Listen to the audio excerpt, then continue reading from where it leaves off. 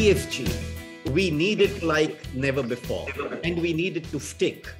But old habits die hard. In such a situation, if you meet someone whose product itself is ESG, it is enthralling. And that is why we are talking today to Ajinkya Dharia, the founder and CEO of Padcare Labs and 25 years old. Ajinkya's unique and successful technology helps to recycle sanitary pads back into cellulose and plastic. Ajinkya, thank you for talking to me on the culture of ESG. Hello, Ash. Thank you for having me, and I'm excited to talk about what exactly we guys are doing and how it is aligning with the ESG goals. Absolutely. That's what we are looking forward to, Ajinkya. So, Ajinkya, tell us first, what is the impact of used sanitary pads on the environment? Because I think this is a subject which was never looked at before with enough depth and seriousness. So all the sanitary napkins or the diapers is a part of absorbent hygiene products. So before going in impact, I want to highlight the current materials that includes in this pads, right? It contains plastic, adhesive, super absorbent polymer, and the wood pulp. So basically, the sanitary napkins is, I think, born around 1930s, right? And before that, everyone is using cloth pads. And the absorbent hygiene products has a property to absorb most of the menstrual fluid or body fluid as soon as possible. That can give us a comfort. But these pads are coming with a high social, economical, environmental impact. A single woman, on an average, uses 100 to 120 pads, or single baby within initial 3 to 4 years, they use up to 5,000 diapers. And one diaper is equal to 10 times of one sanitary napkin. Also, if you look, talking about just for the India, although as per Family Planning Association of India, only 40% Indian females are using this kind of sanitary napkins, decomposable sanitary napkin. India generates 12 billion pads and 98% of this waste is going into landfill and water bodies. Because no one knows what exactly happening, what is the supply chain is there. And a single pad takes 800 years to decompose. Like, is equal same with the diapers, considering the materials that what we are carrying. It means every pad or diaper manufacturing on this earth is still on earth. So these 30 pads occupies minimum 15 to 20 liter of lands. And you can imagine the quantum of 12 billion pads are going to take into size in terms of dumping sites, right? How much area that is going to cover. And the environmental impact of 800 years are completely different. So, talking about sanitary napkins, the environmental impact, the social impact from the female aspects, as well as indirect economic impact considering the health-related challenges to our fellow speakers are quite high. And until and unless, initially, because we are humans, right? We first look for our comfort zone. We solve the problem. We don't care, we don't think what exactly is happening. We don't care the end-to-end life cycle of any kind of product. We just take care of first part, not the second matter. Right? And here, Padcare Labs is playing a role in the second part to fill the gap by solving the social, economical, environmental challenges in context of menstrual hygiene management products, along with the diapers, considering the absorbent hygiene products. So, basically, just for the information, a single pad generates 5.3 kg of carbon throughout this lifespan. Right now, we are saving almost huge amount of chunk because it is something for that what we are recycling. I really love the way you could explain more deeper aspects of ESG, which this technology will impact. Businesses today are searching to align themselves towards ESG, and you have your way of life as ESG, your product is ESG, what your company is trying to do is all ESG. What are some of the life incidences which triggered this, Ajinkya?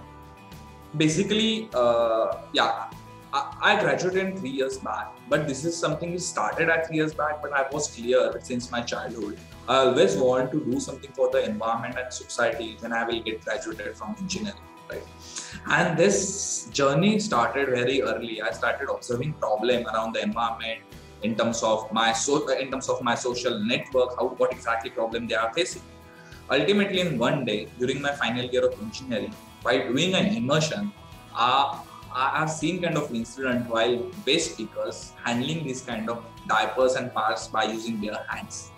The empathy towards them leads the question, what exactly is happening? Why they are handling with the bare hands? And when I ask my peer networks and family, and specifically my mom, right, how you dispose your sanitary napkin? There was blank answer. They don't know what exactly is happening, right? And then before starting this bad care, like choosing this kind of solving this revolution, I took a step back. I have interacted with more than 1,500 females having age group between 21 to 30 years old to understand how this menstrual hygiene management or menstrual waste problem is creating an impact or having demerits in different sectors.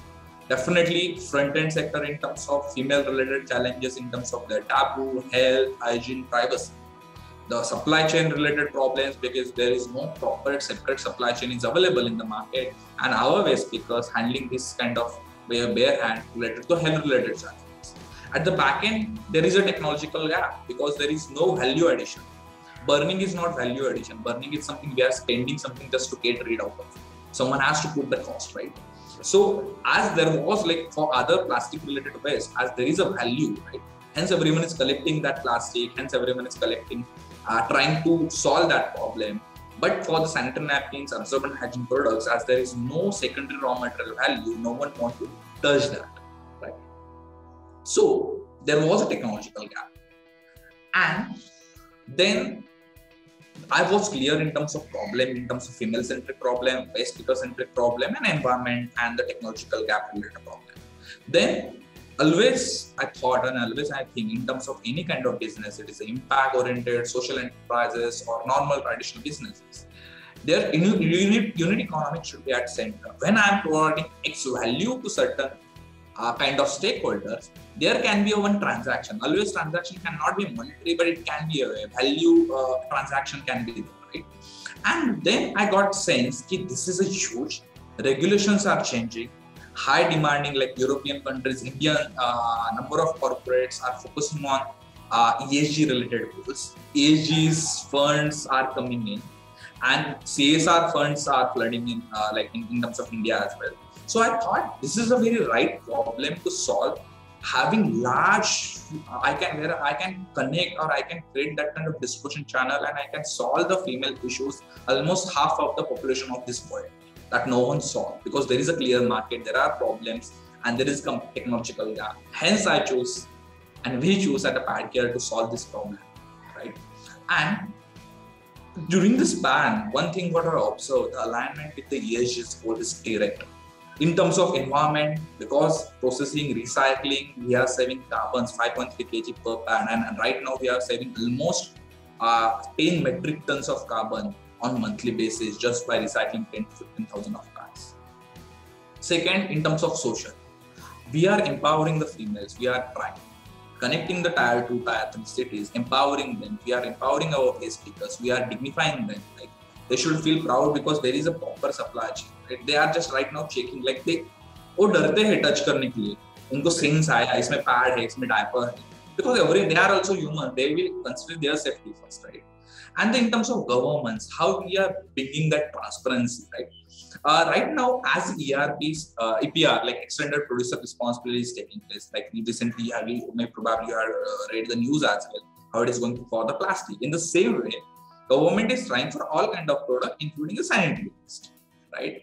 The data, we are tracking end-to-end data from this way, from this way, how these parts are coming from, at what quantity, how we are processing it, what exactly is happening to the backend, backend that kind of SRM as well.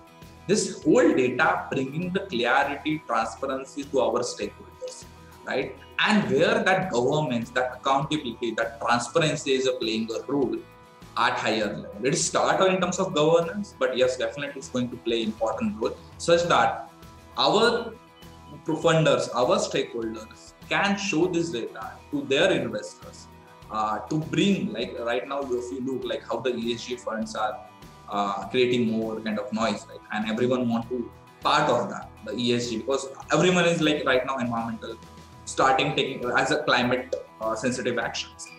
So yeah, this is how we started and how we align with the ESG. And definitely this is just start for us, right? We are just at Pune and Mumbai. Soon, as we are seeing global demand, and that is how we are going to scale, replicate this model, and soon we are trying to reach within next 3 years to reach half of the population of the globe by serving in terms of their menstrual hygiene management needs and their challenges while focusing on the sustainability and environment at the center. That's absolutely an audacious target, but that's what we need now. And sometimes it's kind of become such common parlance that with so many of the products which we are using, not only sanitary pads, we are not able to see the true cost of these products. Yeah. And it's unimaginable to think that the cost of the product will continue for another 800 years. Yeah. That is almost 100x of the current cost that what you are paying is that kind of MRP. 100x, you think? More than that. Because one pad costs 8 rupees, right? Maximum 10 rupees. And the cost of the area, like real estate, these pads is going to take place in the landfill, the environmental impact. It is going to be, I think, much more than that. I have not calculated, but it is going to be very high. Well, Ajinkya, thank you very, very much for talking to us today.